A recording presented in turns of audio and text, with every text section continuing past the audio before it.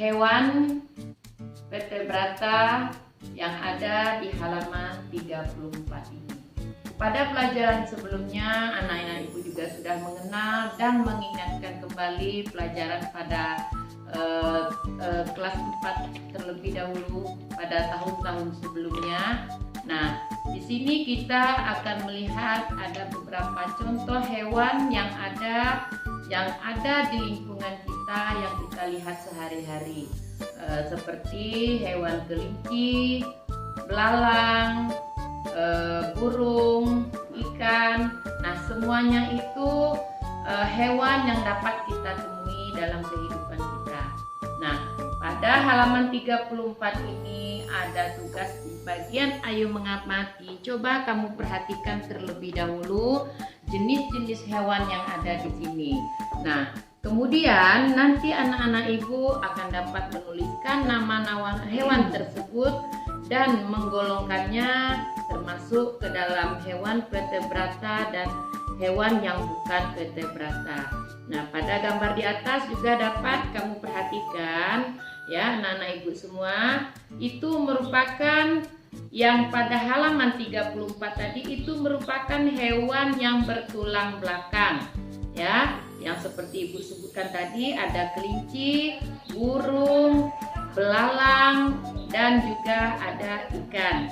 Nah, meskipun hewan-hewan tersebut dalam bentuk gambar, juga mungkin kamu dapat mengamati dalam lingkungan kamu sehari-hari yang kamu jumpai. Nah, jangan lupa dalam menulisnya nanti, tugas yang akan kalian kerjakan, tolong diamati terlebih dahulu. Selamat pagi anak-anak ibu yang hebat. Apa kabar kamu di rumah? Ibu doakan semoga kalian tetap dalam keadaan sehat walafiat dan tetap semangat ya sayang. Baik, ibu yakin dan sangat percaya kalian pada sudah siap-siap untuk belajar pada pagi hari ini. Kita akan melanjutkan pelajaran berikutnya. Silakan kalian membuka buku paket tema 1 di halaman 24. Bagaimana? Sudah siap semuanya? Nah, pada halaman 24 ini, anak-anak melihat di dalam kotak-kotak itu ada angka 4, angka 6, angka 9, angka 2, angka 8. Itu terletak pada lajur sebelah kanan. Nah, pada lajur sebelah kiri itu ada gambar. Pada kolom pertama itu ada gambar kursi. Di bawahnya lagi ada gambar anak, di bawah lagi ada gambar penggaris, di bawahnya lagi ada gambar anak, dan di bawahnya lagi ada gambar sepertinya penghapus. Nah, ibu yakin kalian semua sudah bisa berhitung benda-benda seperti yang pernah ibu ajarkan kemarin. Pada lajur kiri yang paling atas itu ada gambar kursi. Yuk kita hitung semua gambar kursinya. Anak-anak menunjuk ya, menunjukkan kursinya. 1, 2, 3, 4, 5, 6.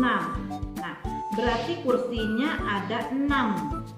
Nah, maka pada jumlah kursi yang 6 itu kita pasangkan sesuai dengan angka yang cocok. Assalamualaikum warahmatullahi wabarakatuh. Apa kabar anak-anak ibu semua? Semoga pada pagi hari ini anak-anak ibu berada dalam keadaan sehat. Walaupun kita sekarang belajar di rumah, namun tetap semangat ya nak, dan jangan lupa patuhi protokol kesehatan.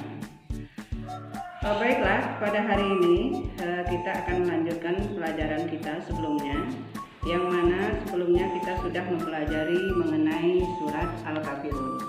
Dan ibu akan mengingatkan kembali beberapa hal yang perlu kita ketahui dari surat Al-Kafirun. Yang pertama, surat Al-Kafirun itu terdiri dari 6 ayat. Kemudian yang kedua, surat Al-Kafirun diturunkan di kota Mekah dan termasuk golongan surat Makkiyah.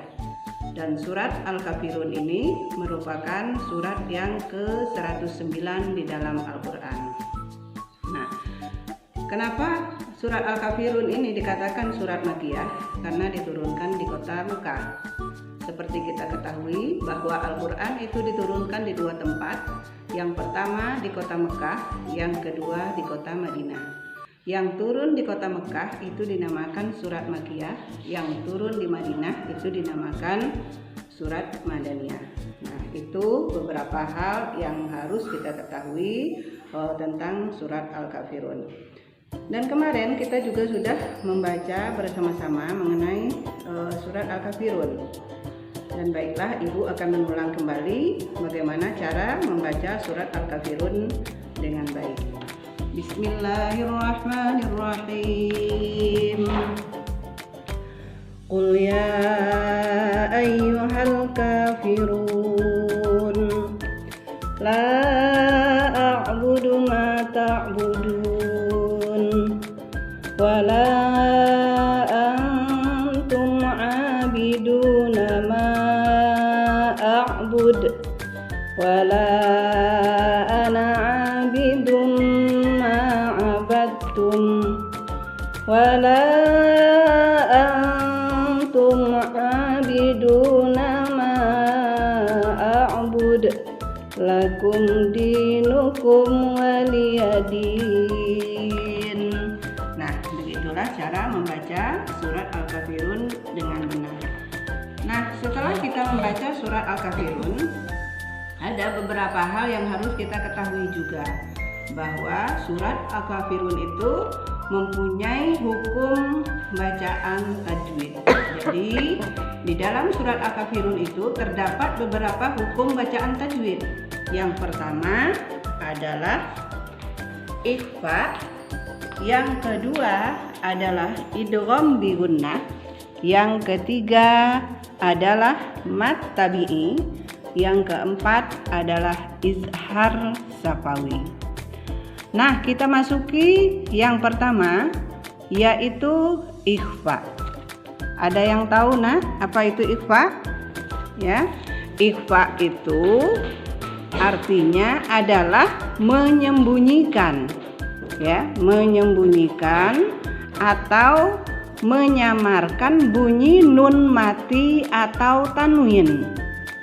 Ya, bunyinya nun mati atau tanwin dibaca samar-samar antara jelas dan dengung. Nah, huruf ikhfa itu ada 15. Yang pertama ta, sa, dal, zal, jim, zai, sin, shin, sad, dot, to, zo, fa, qaf, ka. Nah, itulah beberapa huruf ikhfa. Nah, di dalam surat Al-Kafirun ini ya, ada ayat yang terdapat hukum bacaan ikhfa. Contohnya pada ayat 3. Ya, contohnya pada ayat 3. Wala antum 'abiduna ma a'bud. Antum, ya, antum, nun mati, ya, nun mati ketemu dengan huruf ta. Kemudian yang kedua yaitu idgham bi gunnah. Idgham bi gunnah ini adalah dibaca dengung. Ya, huruf idgham bi gunnah ini ada 4, yaitu ya, mim, nun, waw. Nah, di dalam surat Al-Kafirun juga ada hukum bacaan yang terdapat hukum bacaan idgham bi gunnah, yaitu pada ayat 4. Wala ana 'abidum ma 'abadtum. Nah, abidum ma, ya, abidum ma itu adalah dhammah tanwin bertemu dengan huruf mim, maka hukumnya dibaca idgham bi gunnah. Kemudian selanjutnya kita lanjutkan dengan mad tabi'i, ya. Mad tabi'i.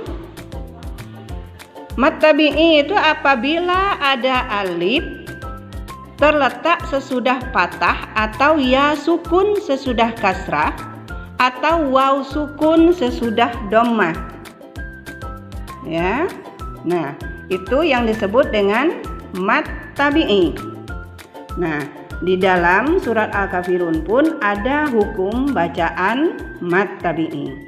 Dan perlu anak-anak ibu ketahui, huruf mad itu ada 3. Yang pertama adalah alif, yang kedua waw, yang ketiga ya.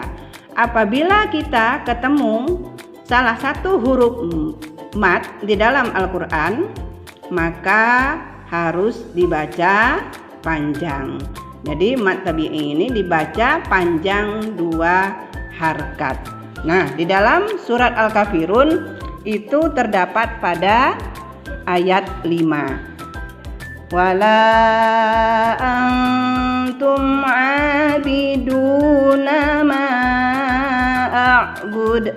Jadi abidu ya, ada waw di situ, maka dibaca panjang karena waw adalah huruf mad. Yang terakhir ya, hukum bacaan izhar safawi. Izhar safawi, izhar ya. Izhar itu artinya jelas, safawi berarti bibir. Nah, cara membaca izhar safawi adalah jelas di bibir dengan mulut terkatup. Hukum izhar safawi adalah apabila ada mim sukun atau mim mati bertemu dengan salah satu huruf hijaiyah kecuali ba dan mim. Nah, di dalam surat Al-Kafirun ya, hukum izhar safawi terdapat pada ayat 6, yaitu lakum dinukum waliyadin. Nah, jadi lakum dinukum waliyadin itu hukumnya adalah izhar safawi. Jadi huruf mimnya itu jelas. Ya, mim matinya itu jelas. Mim bertemu dengan huruf dal. Nah, itulah beberapa penjelasan dari Ibu mengenai beberapa hukum bacaan tajwid yang terdapat di dalam surat Al-Kafirun. Demikian, terima kasih. Selamat belajar, tetap semangat. Wassalamualaikum warahmatullahi wabarakatuh.